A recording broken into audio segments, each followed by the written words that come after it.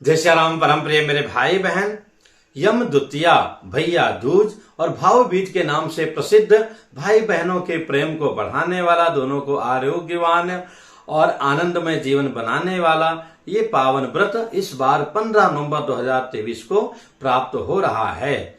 ये व्रत जिस दिन उदया तिथि में भी हो और मध्याह्न काल यानी कि दोपहर के समय हो, उस दिन हमें करना चाहिए। तो इस के अनुसार 15 नवंबर 2023 को हमें व्रत पूजन करना है, इसका पूरा लाभ लेना है। इसमें भी जो पूजा का समय है प्रातः 7 बजे से लेकर के 9:30 बजे तक और 10:40 से लेकर के 12:15 बजे के अंदर करना श्रेष्ठ रहेगा। इस बीच अगर पूजा संपन्न ना हो जाए तो इस बीच हमें प्रारंभ कर देना चाहिए और प्रयत्न करके सभी बंधुओं को, भाइयों को अपने बहन के घर जाकर के इस समय के अंदर भोजन कर लेना चाहिए। किसी कारण से इस समय में ना जा पाए तो बाद में भी जाकर के इसी दिन भोजन करना चाहिए। और बहन के हाथ का बना हुआ भोजन करने से पहले भी हमें कुछ भी अन्न इत्यादि ग्रहण नहीं करना चाहिए। सामान्य जल, चाय इत्यादि, दूध, फल वगैरह तो खा सकते हैं। अगर सगी बहन ना हो तो हमारी चचेरी बहन हो, बुआ की लड़की हो, मामा की लड़की हो, यहाँ तक हमारे नौकर की लड़की हो अथवा बॉस की हो, जहां भी हो, बहुत सारे शोज में, स्पेशली उसमें कपिल शर्मा का शो है, बहनों का बड़ा मजाक उड़ाया जाता है जो कि बहुत ही अनुचित है। संसार का सबसे पवित्र और सबसे उत्तम संबंध है मेरे भाई बहन। तो इस दिन हमें अवश्य, अगर सगी बहन है तो कहना ही क्या है, अथवा जो भी हमारे रिश्ते की बहन है तो वहां जाकर के हमें भोजन करना चाहिए।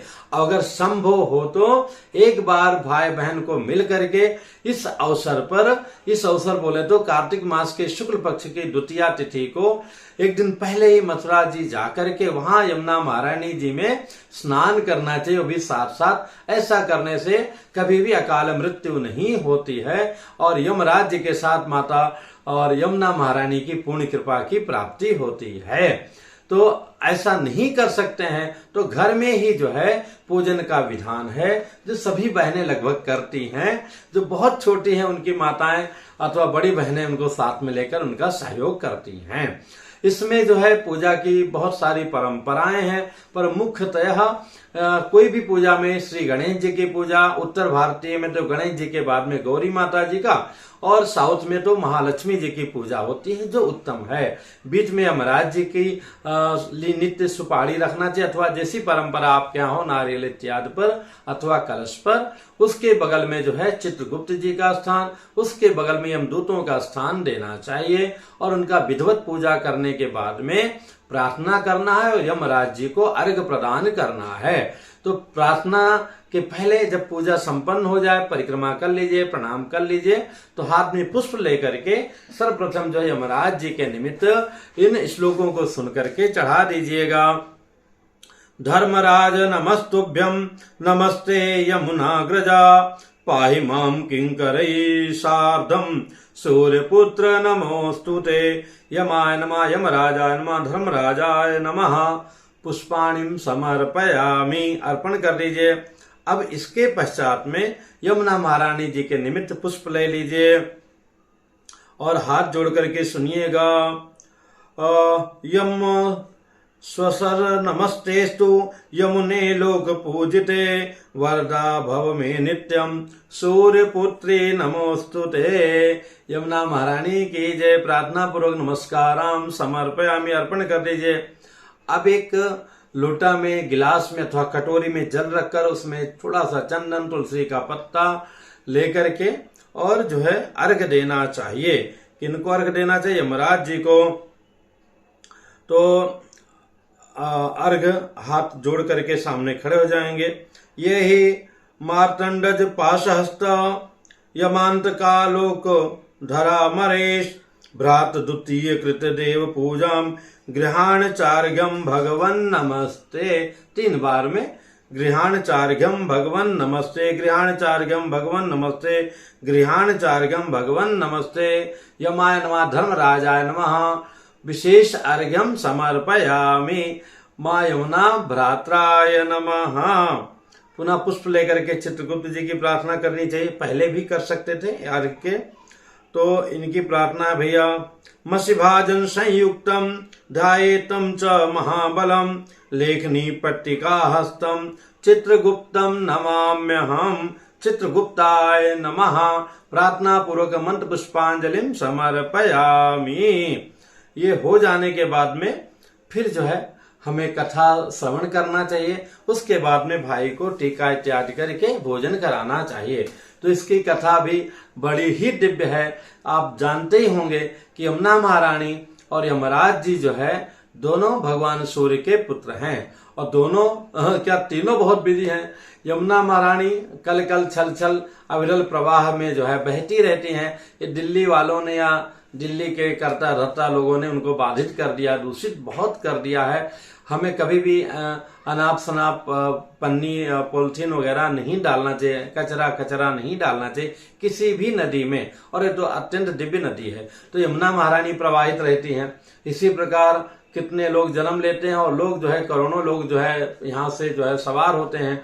और हमारे आपकी दृष्टि में तो केवल इंसान है, वहां तो चींटी से लेकर के हाथी तक सबका हिसाब किताब यमराज जी के पास रहता है। तो जो है यमराज जी अलग व्यस्त रहते थे। सूर्य नारायण अगर 1 मिनट के लिए न चले तो जय जय सिया राम हाहाकार मच जाए, अगर वो रुक जाए तो पिता पुत्री पुत्र सबके सब बिजी हैं। तो ऐसे में बहुत बार जो है यमुना महारानी ने प्रार्थना किया कि भैया कभी तो हमारे घर में आ जाएं।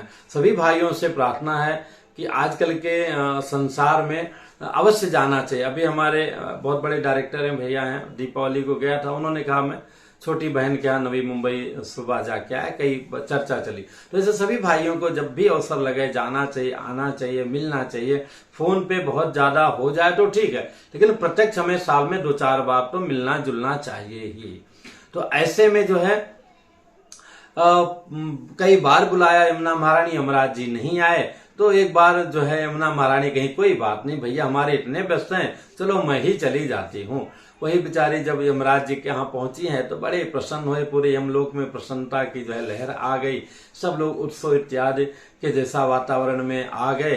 यमराज जी बड़े प्रसन्न हो गए और बहन से कहा क्या करूं जिससे तुम खुश हो जाओ।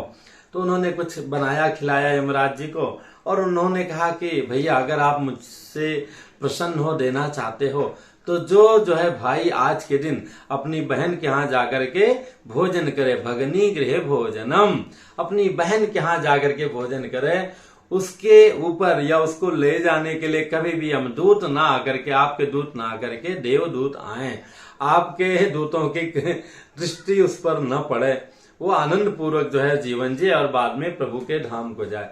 यमराज जी बड़े प्रसन्न हो गए, कहे ठीक है बहन एवं ऐसा ही होगा। तो आज के दिन यानी कि यम द्वितीया भाई दूज के दिन जो भाई अपनी बहन के घर जाकर भोजन करता है उससे कभी यमदूत लेकर नहीं जाते, पूर्ण आयु जो है वो भोग करके बाद में देवदूतों के साथ में प्रस्थान करता है। तो इसकी बड़ी ही महिमा है और इस महिमा का जो है हमें पूरा ध्यान देना चाहिए और प्रयत्न करके जो है अपनी बहन के यहाँ, अगर बहन ना हो तो चचेरी बहन इत्यादि के यहाँ जाकर के भोजन हमें अवश्य ग्रहण करना चाहिए।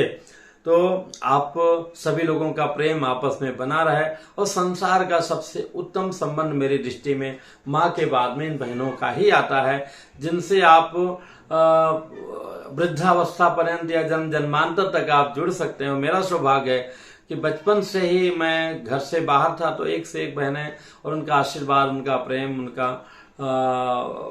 उनकी सलाह हमें मिलती रही है और आज भी वही स्थिति है। जब से चैनल से जुड़ा तब से तो और भी बहुत सारी बहनों का हमें आशीर्वाद मिलना प्राप्त हो रहा है। ये मेरे लिए अहोभाग्य है। जो भी चैनल से जुड़ी हुई हमारी माताएं बहनें हैं, विशेष करके बहनें हैं जो सच में मुझे बहुत प्रेम देती हैं, आशीर्वाद देती हैं, उन सभी बहनों को प्रणाम करता हूं। सभी भाइयों से निवेदन है कि इस दिन अवश्य अपनी बहन के यहाँ जाकर भोजन कीजिए। साथ में किसी भी बहन का दिल न दुखे, रास्ता चलते हुए अथवा कहीं भी हमें यथासंभव बचाना चाहिए।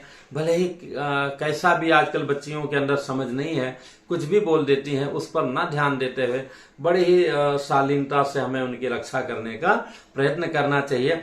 और रक्षा ऐसा ना भी कर सकते हैं तो अपने आचरण में ऐसा कोई व्यवहार न करें, चाहे हमारी पत्नी के रूप में हो, चाहे नौकरी के रूप में हो, चाहे ऑफिस में काम करने वाली हो, कहीं का भी हो, किसी भी स्त्री का अपमान न हो, इसका हमें प्रयत्न करना चाहिए। पुनः मिलूंगा एक नई जानकारी के साथ में। जय सिया राम।